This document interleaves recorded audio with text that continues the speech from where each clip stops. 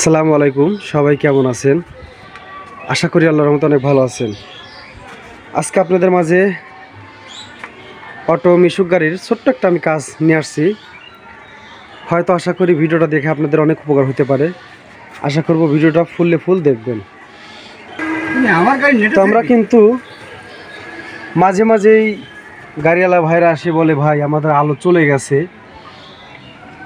তো অনেক ক্ষেত্রে দেখি এই যে কানেক্টরের তারগুলো কিন্তু ঘন ঘন ছিঁড়ে যায়। সেটা ছিঁড়ার পিছে কিন্তু অনেক কারণ আছে। তো সেই কারণটা আমি আপনাদেরকে বলে দিচ্ছি, আপনারা কেমন করে সেই কাজটা করে দিলে অনেক টেকসই হবে, সহজে নষ্ট হবে না, সেটা আমি আপনাদের মাঝে আজকে ভিডিওর মাধ্যমেই বলে দিব। অবশ্যই ভিডিওটা ফুল দেখবেন। এইটারও কিন্তু কানেক্টর ছিঁড়ে গেছে। যখনই আমার কাছে গাড়িটা নিয়ে আসলো, আমাকে বলল আলো নেই। তো আমি তো তখন বুঝলাম হয়তো চাবির লাইনের এইখানে হয়তো তার ছিঁড়া আছে, অথবা লাইনে তার কোনো সমস্যা আছে।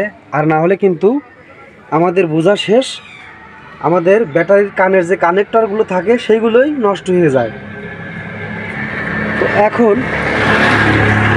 তেমনি এই গাড়িরও কিন্তু ব্যাটারির তারটা ছিঁড়ে গেছে।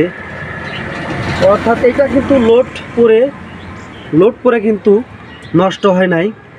এটা নষ্ট হওয়ার কারণ দেখেন, এই যে অ্যাসিড, এগুলো তো অ্যাসিড ব্যাটারি, পাউডার ব্যাটারি না। ব্যানের কিন্তু হয় হলো পাউডার ব্যাটারি, কিন্তু যে মিশুক গাড়িগুলো আছে 4 ব্যাটারির মিশুক গাড়ি, এইগুলো কিন্তু অধিকাংশ অ্যাসিড ব্যাটারি হয়। এইগুলো কিন্তু অ্যাসিড ব্যাটারি হয়। তাহলে যে গাড়িতে আমরা দেখব অ্যাসিড ব্যাটারি আছে, অর্থাৎ পানি ব্যাটারি, সবসময়ের জন্য চেষ্টা করব এই ব্যাটারির কানগুলো আমরা 2-3 দিন পর, একদিন পর সুন্দর করে পানি দিয়ে পরিষ্কার করে রাখা। পানি দিয়ে আমরা পরিষ্কার করে রাখবো।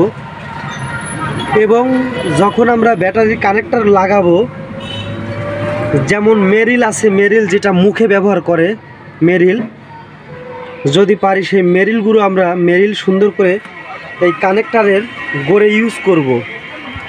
যে মেরিলগুলো আছে, তো এই যে মেরিলগুলো দেখতেছেন, সবসময়ের জন্য এই মেরিলগুলো আপনারা ইউজ করবেন। এই মেরিলগুলো যদি ব্যাটারির যে কানেক্টর আছে, এই কানেক্টর যখন আপনারা লাগাবেন,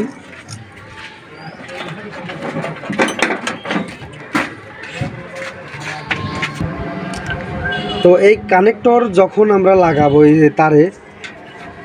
যে তারে যখন আমরা কানেক্টর লাগাই দেবো, লাগাই দেওয়ার সাথে সাথে কিন্তু এই কানটা অনেক পরিষ্কার করে লাগাইতে হবে।